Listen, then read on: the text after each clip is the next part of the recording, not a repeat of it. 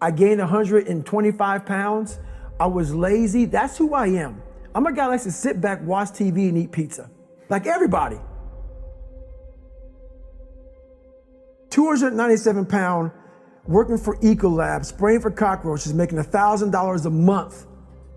I thought that was me at my 100% potential.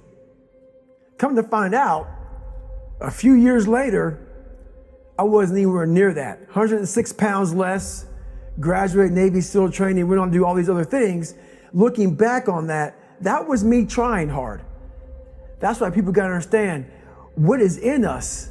We have no idea until we start trying hard. And I mean really trying hard, where you're obsessed with, hey, this is my new norm. My new norm is that, wow, this isn't always fun. It's not always meant to be fun. And that's when you know you're trying hard. I knew in the back of my mind that I could pull off this whatever I wanted. I knew I could. I knew that, but I was afraid of the work because I wasn't gifted with brains. I wasn't gifted with God-given talent. So I knew to get to where I had to go, I knew the work was going to be something that I didn't want to even attack. So I was just putting it off. I didn't try hard enough because I didn't put forth every single bit of an ounce of pressure in my body into being better. They ended up being a 300-pound guy that made $1,000 a month, and I was fine there. That was okay. We all have two people. We all have two people. And I'm not saying you're crazy. We have the easy voice, which is that 20% telling yourself that I'm easy at 90% of my full potential, maybe 100% at that 20%. That's that voice that we all love. That's that very comfortable voice that's that mommy holding you saying it's gonna be okay. Doesn't care how good you are, just loves you. Just loves you no matter how messed up you are in life. That's where you wanna be at. So that's that one voice. This other voice that we walk very far away from is a voice saying, hey man, you ain't doing shit. So we try to get this voice out of our head completely. And we live over here in this land. So what you have to do first is turn up this voice over here. The voice saying things to you that aren't nice. That it's in our head saying, you know what, man, dude, you're not doing shit. I mean, and it's not putting yourself down. People take this the wrong way in this new society. I'm not saying to put yourself down. I'm saying listen to the truth. And the truth isn't in the 20%.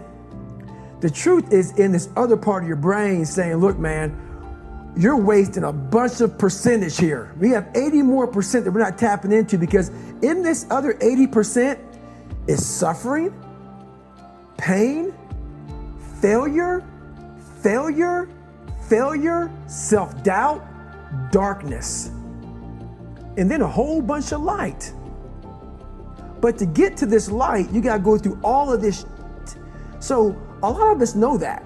I can get over here, but over here, man, this is much better because I gotta go through this journey that is not fun.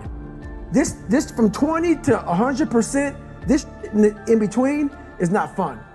So we decide to live over here. So everybody goes, how do you do that? You know exactly how to do that. You know exactly, it's not a magic trick. There's nothing I talk about in that book that's a magic trick. It's all back down to a very primitive mindset of we just have to do. It's like breathing. Breathing becomes normal. Like we don't even know that we're doing it. That's how you have to live your life. When that alarm clock goes off at 4 or 5 in the morning, your mind says no. You just say, it's just what we do. It's what we do now. Because to get to where you want to go, the amount of pain involved, I'm not saying physical, I'm not saying you got to break yourself off. The amount of mental pain of how many times you're going to have to do something that you don't want to do to get to where you want to go is going to be, there's going to be more times you do something that you don't want to do than you are going to want to do it. And that's your new norm. In your brain, is the most powerful weapon. I talk about that in one of these chapters. Your brain is the most powerful weapon in the world. Once you put away your phones and your computers and all that we have nowadays, yeah, that's great. We're up to date, but your brain is the only thing you have when you're going through depression, when you're going through hard times, when you're going through death. Real life, you can't Google that shit, man. You're alone. You're alone. You may have a shrink you're going to, you may have a best friend you're going to, but there's 24 hours in a day where you're alone in this brain. And your brain is talking to you in all kinds of ways. And it wants to control you and pull you in these different pockets. If you can't control your own brain and your brain controls you, you got to tell your brain where you want to go and how you want to go and how you want to get there. You got to control it. If not, it's over. We all look for toughness. We all want it, but we look for it in a comfortable environment. You will not find toughness in a comfortable environment. Those of you who are listening to this, whoever hear this, you will not find it. I will try and look for it everywhere. The only way you find it is to drown yourself in a position where you're just out of sorts, where you can't swim and you're drowning. You're drowning. You're drowning in life. But you say, you know what, man? Dad, I'm gonna figure out how to backstroke or something. I'm gonna figure out how to, and then through figuring out all these tools, your mind starts to, when you quit, your mind does this. Because you're out. Once you say, I'm not gonna quit, this is the 40%. When you quit, your mind says, we're done. So it doesn't expand. There's no expansion when you quit. When you say, this sucks, I'm drowning, I'm miserable, I'm suffering, I'm broken, but I'm not going anywhere. What happens to your mind is it does this. It says, he's not leaving. So we got to expand. We got to grow. We got to figure this thing out. So then these compartments in your brain start to they have to work. They have to work. And then you start to engage parts of your mind that you never engaged before. But you can't engage it by sitting back in these nice chairs, drinking this nice water, talking to you, talking about what I want to do. That's where the 40% thing comes in. It comes in when you're in suffer mode and you say, I'm not going to quit. You're forcing your brain now to operate on a level it's not used to, but then it becomes used to it. Once you come face to face with who you are, you have a starting point. All right, I'm not real smart. I have no courage. I have no self-esteem. I have no nothing. Nothing.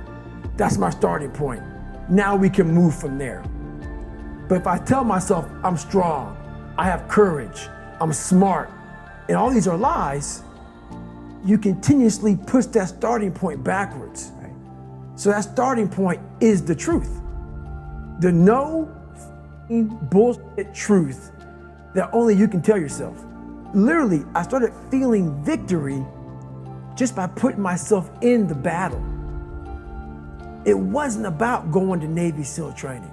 It wasn't about being the 23rd guy in that chair. I started realizing, man, just by going to war with myself every day and putting these challenges and these goals and these obstacles, these insurmountable obstacles. So it wasn't about losing 106 pounds. Me losing 5 pounds was an accomplishment. Me losing 10 pounds and then 50 pounds. And then the more I did this, the more I gained confidence. And then the more I gained confidence, the more I realized, these Navy SEALs, man.